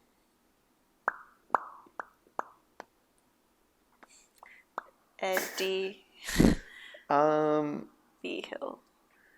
Favorite directors. I know I was having a conversation yesterday, I think. I'm a fan of Edgar Wright. Are you a fan of Edgar Wright? For those that are listening, I threw my hands up in complete awe because that is the one director I want to work with. Oh my word. Well, one of many. Plus him and I both have Ed, and I'm just kidding, that has nothing to do with it. No, I know I've watched like different YouTube almost like those video essays about like some of his styles and things that he does for comedy and stuff, and I'm like, pull that. Did you see his when he was 18, he did this silent type film about how movie theaters don't have wheelchair access to, or they used to not. Oh, it was a great little project, and he had a little interview on this TV show. A little PSA kind of thing? Yeah. It was like a PSA silent film aesthetic. Oh, I love that. I've never seen it. Yeah, you should watch it. When he was 18, that's very cool. 17 or 18, I think, maybe 16. Yeah, so there's that. I don't know. Yeah. The director question always scares me. I know. It's kind of like the actor question. Like, who do you want to play? I don't know. There's just so many. mix of everything. Sure. Can you really pick one thing anymore? Everything is... Yeah, but everything is one collective consciousness. Great. What I was going to say was, in terms of directing, I feel like I script supervise a lot. Yes. So I get and you AD. And I AD, so I get to, pseudo shadow a lot of directors for my job, which is very cool. And I do witness directors sometimes trying to frame their mindset for their future successes, even though they're just working like on an indie right now. Because I don't think you just scoff at making an indie. It's like a big accomplishment. Of course. Whatever. Making any film. It's not just an indie. Any film is whatever. So the point is, I've heard directors say, I don't really feel like talking to the background. I don't really feel like going up and talking to these sort of people, because in the future world, like on the TV sets, like you're not going to interact with background more than likely, because there's whole AD departments that are filtered. Sure. So why get in the habit for it now, and in the future you're not going to be doing it anyway? So it's almost like trying to put themselves in this, what's the word, like a manifestation of some kind. Oh, I see. Whereas do you agree with that? I don't like it. Yeah, I don't either. I don't like it. I mean, when I've been background, and I love it when the director doesn't even have to direct, just hey, what's up, guys? I don't know, just to be seen no matter what is nice. Yeah, being appreciated. Yeah. Yeah. And you're bottom of the totem pole, but who cares? Like, we're all the same human. We're all human out making a thing. We're all collaborating together. So yeah, I definitely thank you for being the latter of that. Sure. So I'm hoping I can maintain this forever. Like, I'm imagining getting to let's say a next level, whatever. And then trying to be this director. I'm like, all right, okay, Leo, DiCaprio. Okay. Let's like talk through. Okay. Let's like, all right, what about we try it this way? And it's like, dude, I just gave you the best take. Like, are you gonna use that or not? And I'm like, oh, you're right. Let's just move on. And just being like we're not making an indie here, bro. We're here like that kind of pushback being like a later thing. Right. Less exploration and just doing there's. I guess it would be like pre-production exploration. Ideally, would be. Yeah, like maybe you have everything completely mapped out, but I mean, do we ever? There's so much room for... There's always opportunity. There's always opportunity. There's always different moment. Sophie, she disagrees, apparently. But... either way. I think no matter how much you plan, there's still room for the surprises and those moments that maybe you can't. It's just not real if you plan it so much. Hence, back to my way of living, maybe. My approach to life. Yes. Okay, let me see what we should end on here, because we are doing great. We are doing lovely, you guys. Thanks for sticking with us. Yes, thank you very much. Subscribe, leave a comment, rate. Subscribe, rate, leave a comment. If you're enjoying the show. Yeah, this is wonderful. All right. We've hit some good stuff, good topics. Shared some things. Thank you. Yeah, I've shared some things. Appreciate it. Yeah. I guess lastly, I don't know. You know. Let's just talk about... What's your hat, actually? Oh, this? Just really quick. Talker. It says Talker. He's wearing a bright orange hat, everybody. If you look at... Talker is a local Los Angeles indie artist. Oh.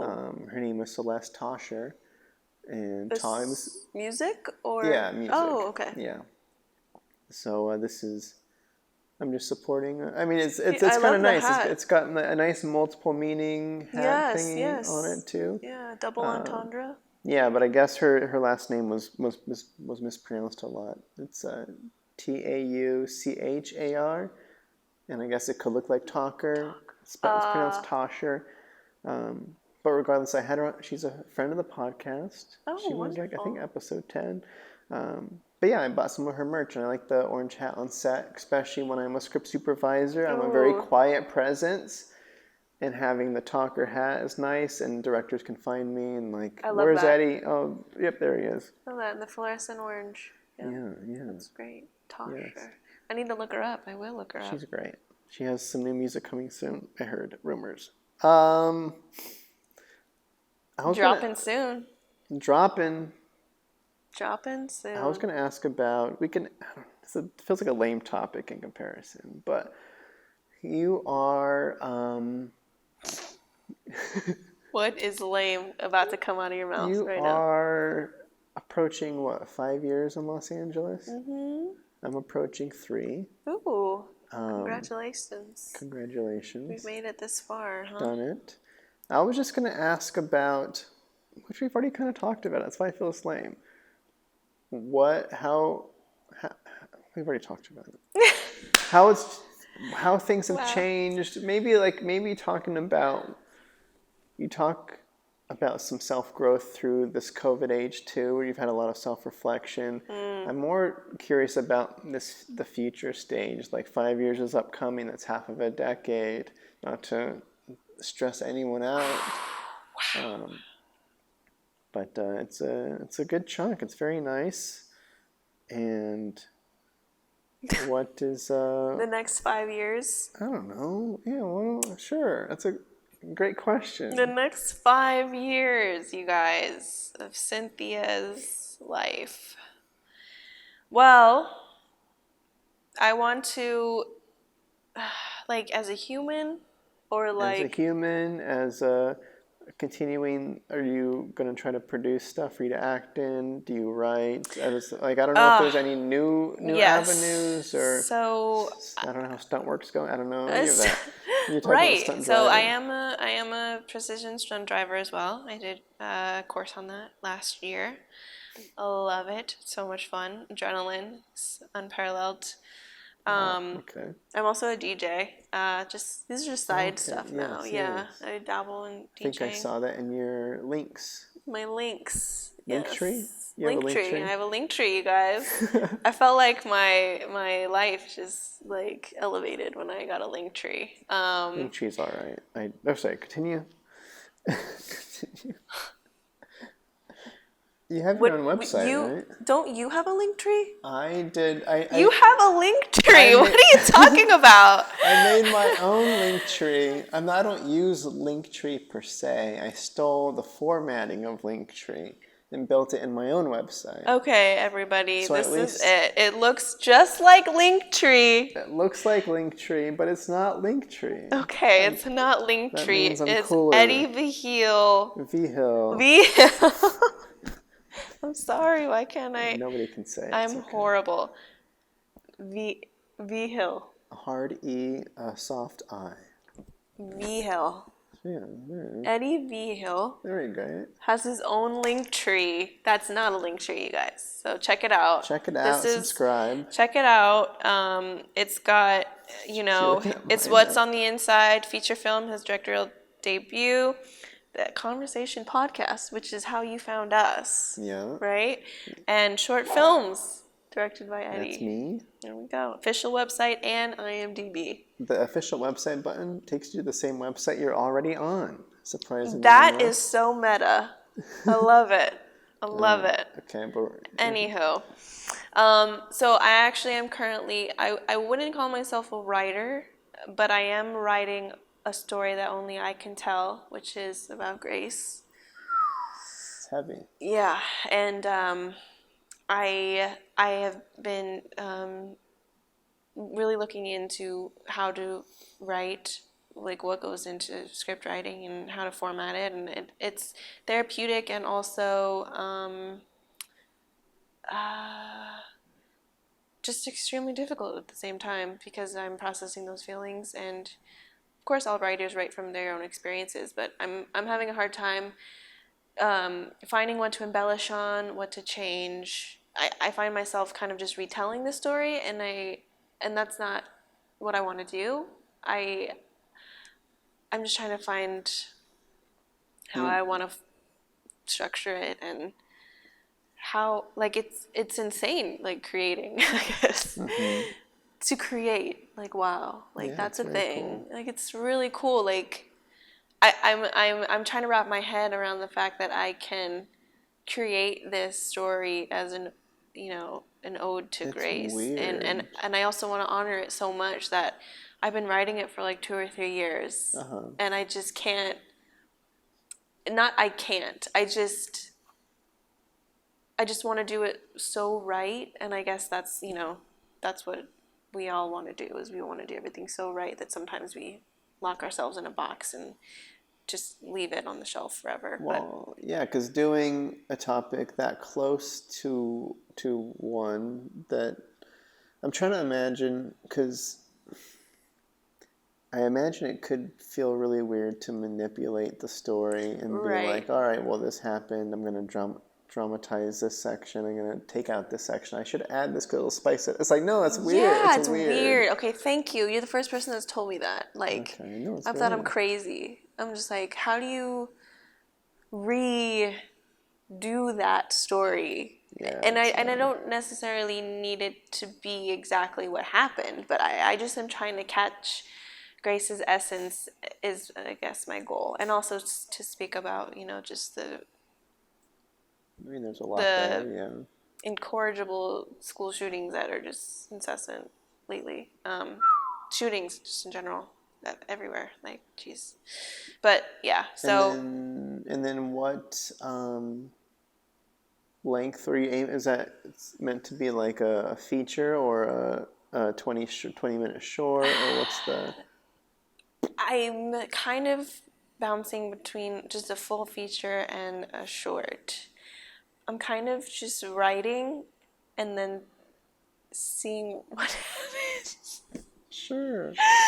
No, like, how much I want to explore, because there's actually two stories within the story that I'm trying to decide between which one I want to go with. Not like an A story and a B story, more like which A story? Yeah, like my main thing. Yeah, I have these two very different ideas, and I'm trying to figure out which one I want to conquer within that. Just write both. That's true. They could be interwoven. But I know what you mean. Like, there's I don't know. Yeah, there is a process known that I call, like, sometimes it's just about, like, I consider it barfing on the page. Yeah. It's like, well, forget structure, forget this. I'm just gonna. Right. Word vomit.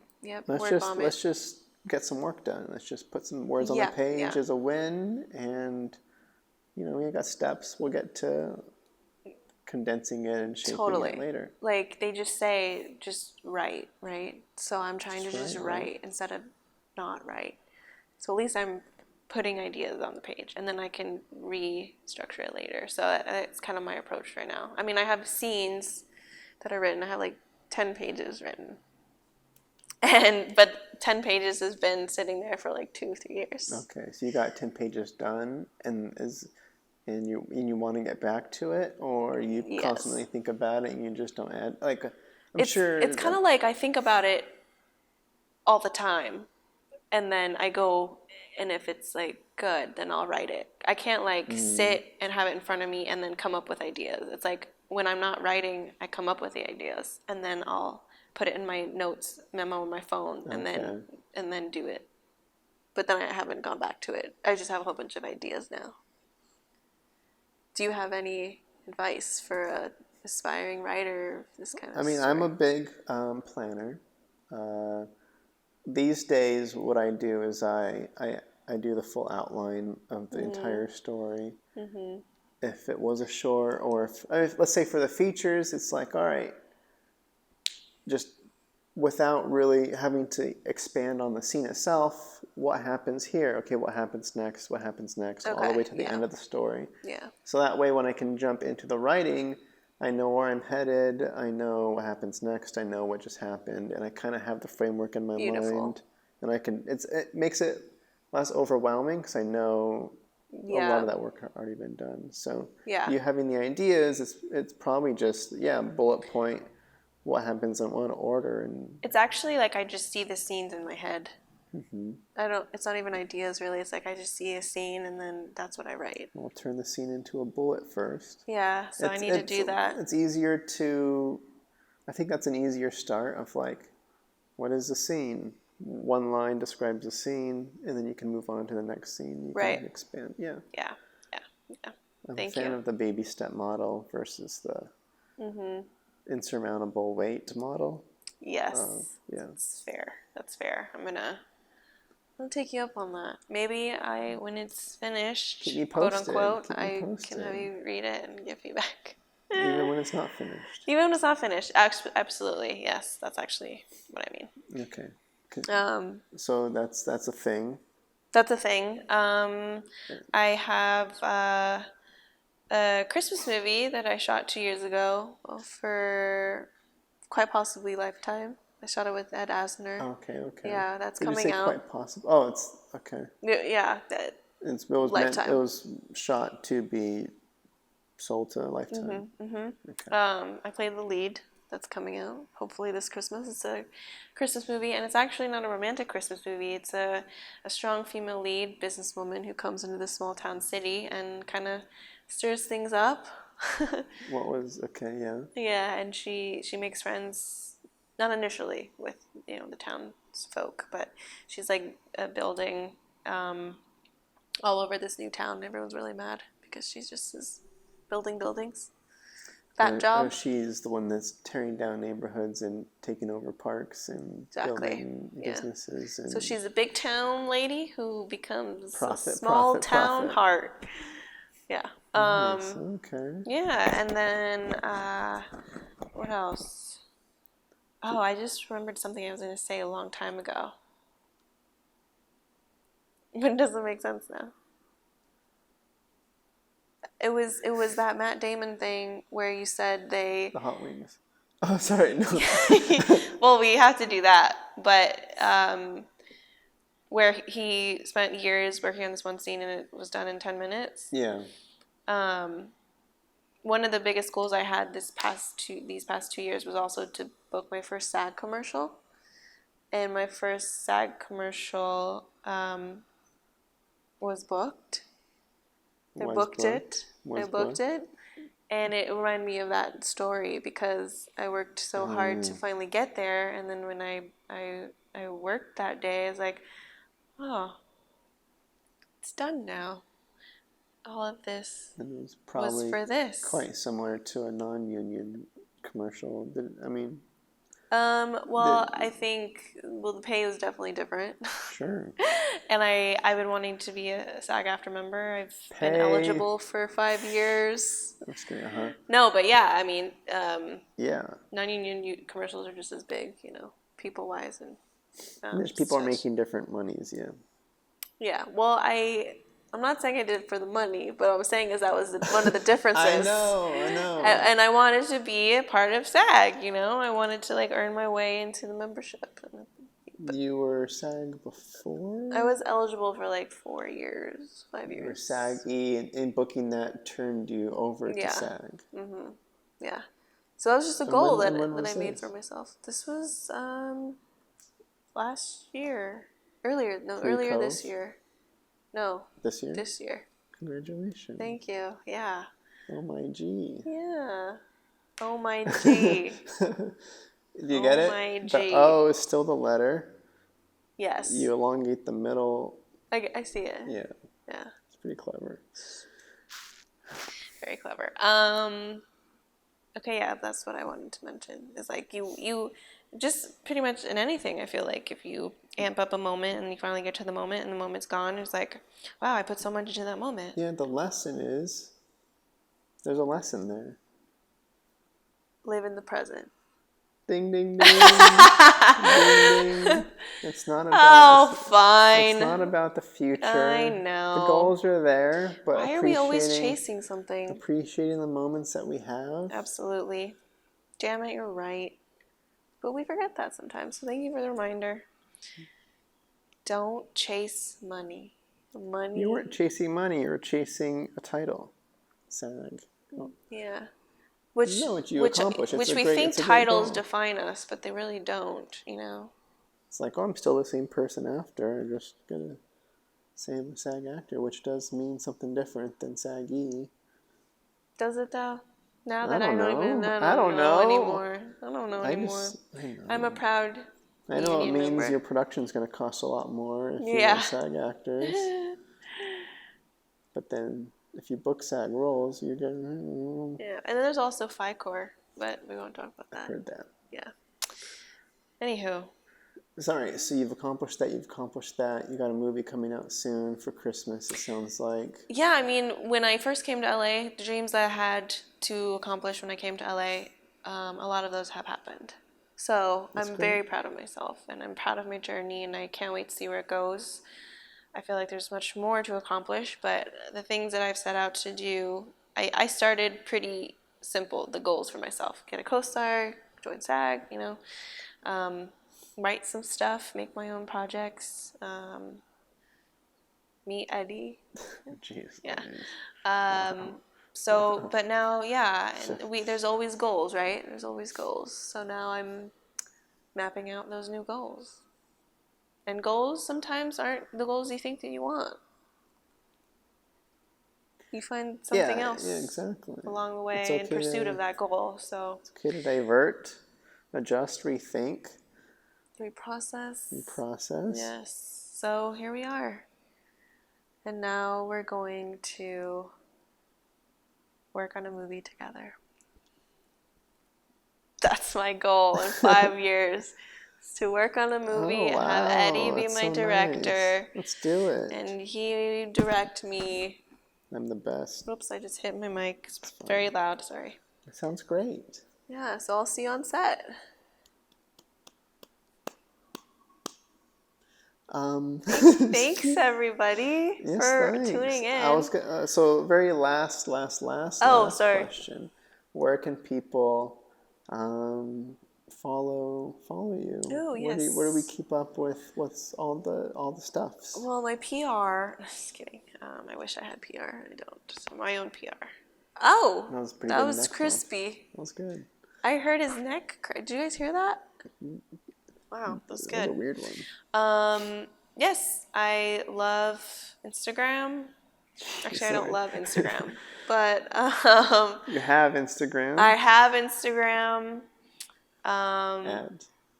Wait, is that your question? Yeah. Where they can find me? Yeah. What's your handle? Yeah, synesthesia. Actually, so you know what synesthesia is? Anesthesia. Sorry. That's how you... Synesthesia. Oh, no. So my Instagram handle is at synesthesia. CYN_ESTHESIA. But synesthesia is an actual condition. Do you know about this? Nope. I don't. Wow. Should I know about this? Maybe not. I don't know your life, you know. Yeah, what is it? So synesthesia is a condition that some people actually can have. It's a blending of the senses. Why are you laughing? I was thinking versus a condition that people can't actually have. There are conditions that people can't have, which is also synesthesia. Okay. Well, it's like a real thing, is what I'm saying. I guess synesthesia. Yeah. Yes. Sorry. Apparently, like Pharrell has it. Kanye. Did you say what it was? Yes. So it's a blending of the senses. So you may, for example, hear colors, see sounds, taste colors. You know, synesthetic. It's kind of different perspective with your senses. It's not doing exactly what it's meant to do. So they might mix together. Synesthesia. So that was actually my DJ name. DJ Synesthesia. Was or is? Is. I guess I don't DJ as much. Was. You retired from DJing? I didn't retire. I still DJ, but I don't do it as much as I used to. Okay. If people know I do it and like want me to do an event, I'll do it for show. Let me know. Great. All right. So follow Cynthia there. Synesthesia. Yeah. And I also have, Facebook and TikTok and IMDb and all of that. Just Google it, find it, Great. Oh, I felt like there was a little deflating here at the end. I'm just trying to squeeze in any last minute things I'm thinking of. Yeah, what else you got before we say bye to everybody? That's it, right? There's always a classic, leaving the audience with the best advice you could ever give it. Oh, yeah. Oh, Sophie has something to say. Probably has to go pee or something. No. Okay. She just hears people outside, thinks they're intruders. Okay. She's a German Shepherd, so that's what she does. I want to leave the audience with, first of all, thank you. I hope everyone has been well during these times. I hope everyone takes time to love themselves, wake up and give themselves a hug.